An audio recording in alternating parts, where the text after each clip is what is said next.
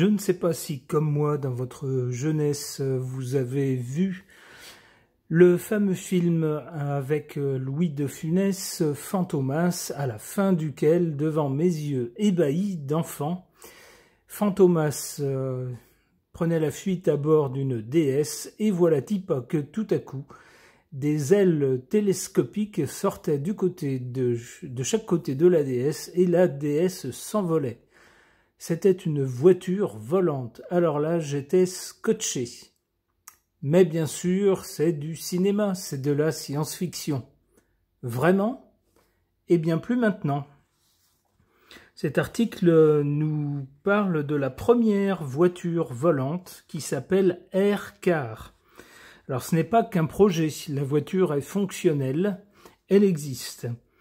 La première voiture volante au monde est sur le point d'arriver sur le marché avec un lancement commercial prévu début 2026. Donc c'est bientôt, c'est dans moins de 6 mois. Développé par l'entreprise slovaque Klein Vision, l'Aircar est un véhicule biplace, donc pas question d'emmener toute la famille, 2 personnes seulement, capable de circuler sur route et de voler, bien qu'il nécessite encore une piste pour le décollage et l'atterrissage. Son design comprend des ailes rétractables, vous voyez pourquoi je vous parlais de Fantomas, et une queue qui se déploie pendant le vol, atteignant environ 7 mètres de longueur. Malgré ses dimensions imposantes, plus de 5 mètres de long et une envergure de 8 mètres 2, l'Aircar est conçu pour alterner entre les modes terrestres et aériens. Il atteint une vitesse de croisière de 250 km/h. Ouais, bon, c'est pas avec ça qu'on passera le mur du son. Et une autonomie d'environ 1000 km. Bon, pas de quoi faire des voyages au long cours. L'altitude maximale est d'environ 3000 mètres, 3 km. Ouais. Ce qui est suffisant pour parcourir de longues distances efficacement. Alors c'est là que c'est intéressant, on nous dit que cet appareil est certifié comme aéronef, c'est-à-dire un appareil qui peut voler, depuis 2022. Donc il y a déjà quelques temps que cet appareil est fonctionnel. L'Aircar représente une étape importante dans le développement des véhicules volants. Ah ben chouette, alors moi je rêve un jour peut-être d'approcher ce genre de véhicule et qui sait, peut-être faire un petit tour à bord pour voir ce que ça donne. Mais par contre j'ai l'impression que si je veux m'en offrir un, il me faudra plusieurs vies d'économie. Car écoutez bien, on nous dit cependant le rêve de posséder une voiture volante reste hors de portée pour la majorité des gens. Son prix estimé est de 813 700 $, donc un petit peu moins en euros, mais à peu près la même somme, on va dire entre 800 et 810 000 €. Pour le piloter, il faudra non seulement de l'argent, oui, beaucoup, mais aussi des connaissances sur les pistes de décollage et probablement une formation pour le manipuler en toute sécurité. Mais enfin, l'appareil existe, une voiture volante. C'est pas banal. Alors qu'est-ce que les cartes peuvent nous dire de cette voiture volante? Est-ce que ça va marcher, pas marcher? Est-ce que ça va trouver sa clientèle ou pas? Bref, autant de questions, et j'interroge les cartes à ce sujet, j'interroge le tarot ancien de Fil-Voyance.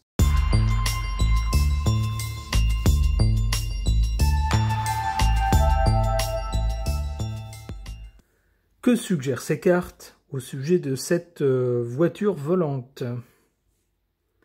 D'abord du côté du passé, de l'origine, avec cet arcane sans nom,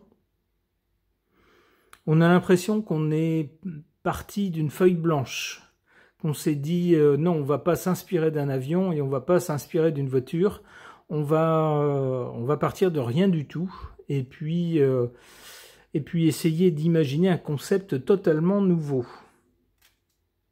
Alors c'est nouveau aussi parce que c'est assez rare de voir un appareil qui fait 2 appareils en un. C'est-à-dire qu'habituellement on a soit une voiture, soit un avion. C'est assez rare de voir les deux. Et bien là, ça change. On a un appareil qui est totalement nouveau et qui fait les deux. Alors pour le présent avec l'impératrice, on a bien de la communication à ce sujet, la preuve. L'article que je vous ai fait voir en introduction. Et puis les choses sont maintenant bien rodées. Alors c'est plus seulement un projet, c'est un projet qui a été mis en œuvre. La preuve, le véhicule existe, les tests, les essais ont été faits, non seulement ça, mais le véhicule est homologué en tant qu'aéronef. Et ça date pas d'hier matin, ça date de 2022. Donc tout ça est maintenant bien organisé avec la communication qui va avec. En revanche, pour l'avenir, avec la Lune, il y a des incertitudes. Il y a peut-être des choses qu'on ne nous dit pas, ou des choses... alors, soit des choses volontairement cachées. La Lune est un astre nocturne, donc des choses qu'on ne voit pas. Ça pourrait être que c'est volontairement caché. Certaines particularités qui risquent de ne pas plaire au public. Alors peut-être la consommation, peut-être la sécurité, peut-être le fait que, à part un passager, on ne peut pas emmener grand-chose, par exemple. Je ne sais pas si c'est le cas, mais ça pourrait être des choses comme ça, vous voyez. C'est-à-dire des choses qui ne sont pas dites lorsqu'on présente l'appareil, mais qui, si on les savait, tempéreraient sans doute notre enthousiasme. Ou ça peut être des choses qui sont volontairement tenues secrètes. Non seulement on n'en parle pas, mais c'est secret. C'est possible aussi. En tout cas, avec la Lune, on va se poser des questions par rapport à cet appareil. Sans doute aussi des questions du genre quelles taxes vont s'appliquer sur ce genre d'appareil? Qu'est-ce qu'il va falloir comme permis pour le conduire? Est-ce que c'est un permis de voiture plus un permis... je ne sais pas comment ça s'appelle, un permis pour conduire les avions, un brevet de pilote, je pense que c'est comme ça qu'on dit, un brevet de pilote, ou alors est-ce que ça sera quelque chose d'un nouveau type et spécifique à ce véhicule? Même chose, comment vont réagir les assurances par rapport à ce véhicule? Si vous allez chez votre assureur en disant je voudrais faire assurer ma voiture volante, il risque de vous regarder de la tête aux pieds en vous disant d'attendre un petit moment le temps qu'ils appellent l'hôpital psychiatrique. C'est possible. En tout cas, beaucoup de questions par rapport à ce genre de véhicule, d'aéronef à l'avenir.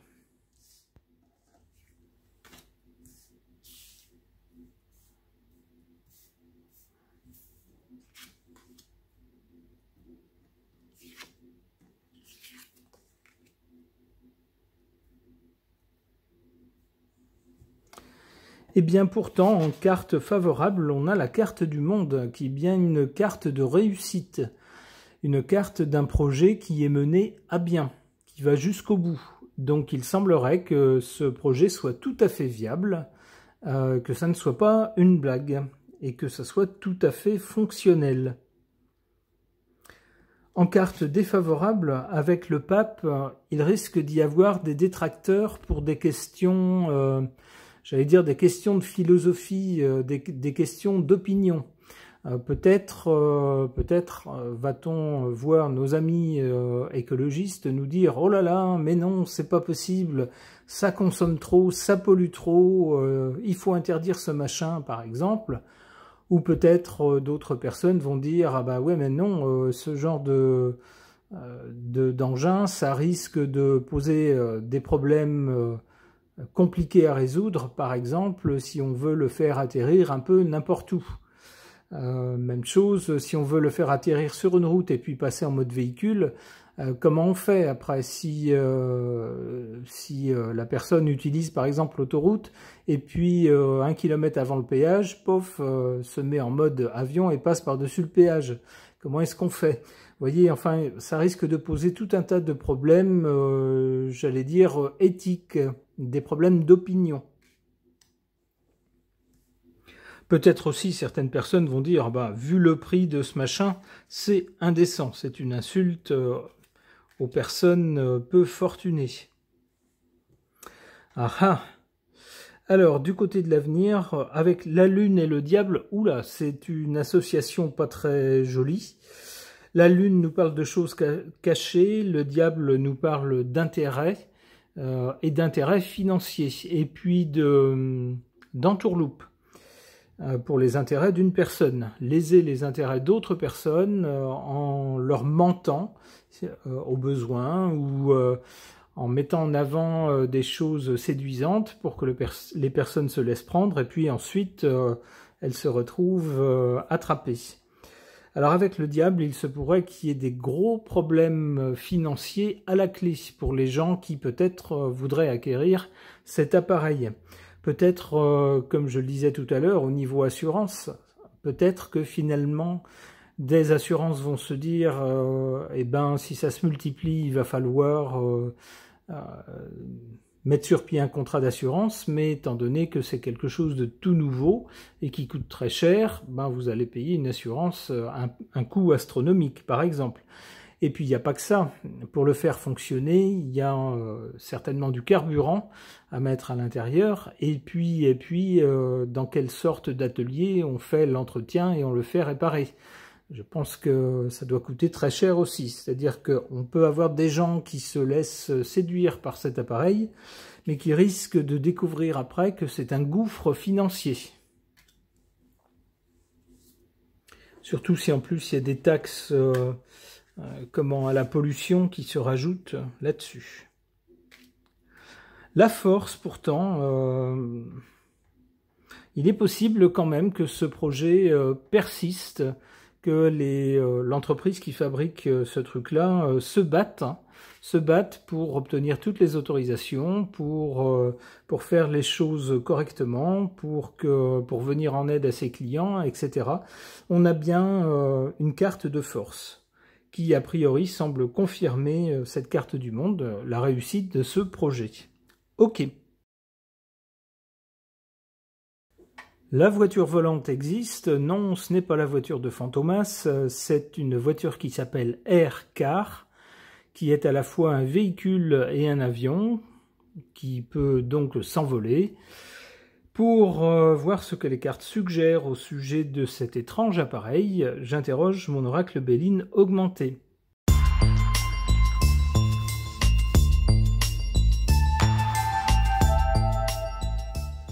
Que suggèrent ces cartes? Bah déjà, il y a une carte pas très belle du côté du résultat, la carte de la fin de tout, bon, qui semblerait nous dire déjà que, pas tout de suite, mais dans l'avenir, ce projet sera arrêté. Alors peut-être que ce sera du fait qu'il n'y aura pas suffisamment de clients, ça pourrait être ça aussi, puisqu'une entreprise, pour qu'elle tourne, il faut qu'elle vende suffisamment de ses produits. Si elle n'en vend pas suffisamment, évidemment, elle ne peut pas tenir bien longtemps. Ça sera peut-être ça qui causera la fin de ce projet.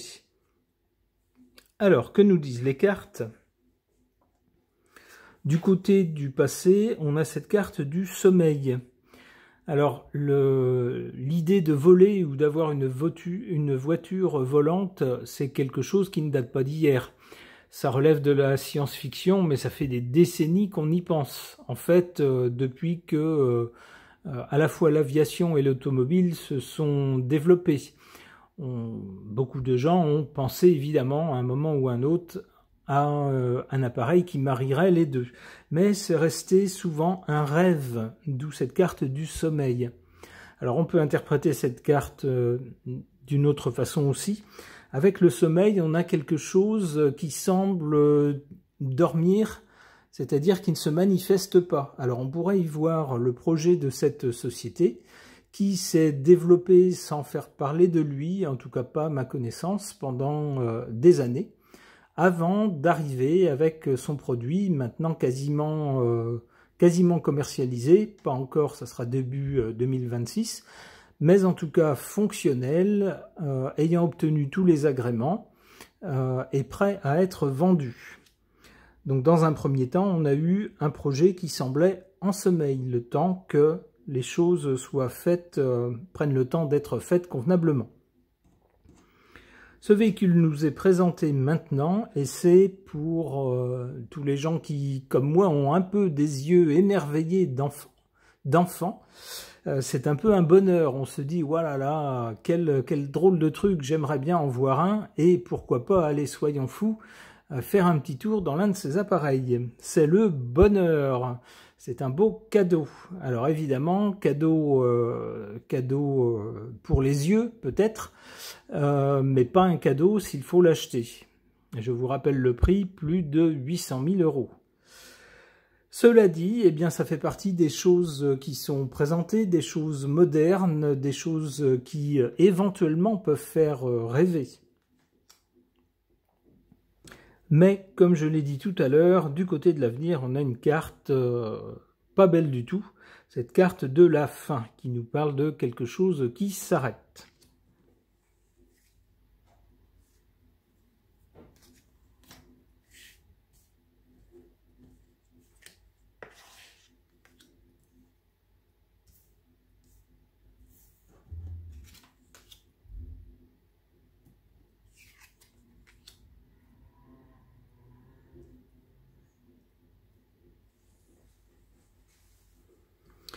Alors en carte favorable, on a une carte normalement pas très sympathique, la carte de l'infortune. On voit une pauvre vieille dame toute courbée, vêtue d'habits pas très valeureux, qui ressemblent plus à des haillons. C'est l'infortune, c'est la misère. Pourquoi cette carte en position favorable? Eh bien tout simplement parce que cet appareil, étant donné le prix estimé, ne sera pas pour les miséreux comme moi et sans doute comme pas mal d'entre vous. Allez, je me moque un peu quand je dis les miséreux, bien sûr, nous ne sommes pas des miséreux, mais beaucoup d'entre nous ne pourraient pas, même s'ils le voulaient, encore faut-il le vouloir, mais même s'ils le voulaient, s'ils le pouvaient, ils ne pourraient peut-être pas s'offrir ce véhicule, étant donné son prix.